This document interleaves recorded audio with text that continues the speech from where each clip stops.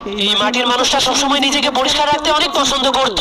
এজন্য সে সবগুলো মাটিকে তার শরীর থেকে ফেলে দেওয়ার চেষ্টা করত, কিন্তু সেই মাটিগুলো বারবার তার কাছেই ফিরে আসতো, যার ফলে মাটির কারণে তার সাদা ঘরটাও নোংরা হয়ে যেত। এজন্য সে তার ঘরটাকে পরিষ্কার করার জন্য সেই মাটিগুলো মোছার চেষ্টা করলে তার ঘরটা আরো বেশি নোংরা হয়ে যায়। তখন তার মাটির হাতগুলোকে দেখার পর মাটির লোকটা ভাবতে শুরু করে, যদি আমার কাছে এক বালতি পানি এবং হাতের গ্লাভস থাকতো তাহলে আমি আমার ঘরটাকে অনেক সুন্দর করে পরিষ্কার করতে পারতাম। কিন্তু তখন এই লোকটা দেখতে পায় তার ঘরের মধ্যে একটা বক্স চলে এসেছে।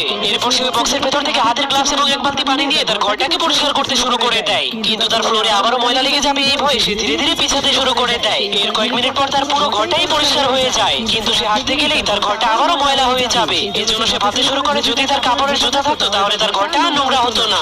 যা ভাবার পরেই সেখানে আবার একটা জুতার বক্স চলে আসে। এজন্য মাটির লোকটা তার ঘর নোংরা হয়ে যাওয়ার ভয়ে সেই কাপড়ের উপর দিয়ে হাঁটতে শুরু করে দেয়, কিন্তু তখনই ব্যালেন্স হারিয়ে ফেলার কারণে সে নিচে পড়ে যায়। এরপর সে ওঠার চেষ্টা করলে দেখতে পায় তার ঘরটা আবারও নোংরা হয়ে গিয়েছে। এজন্য সে অনেক রেগে যায়।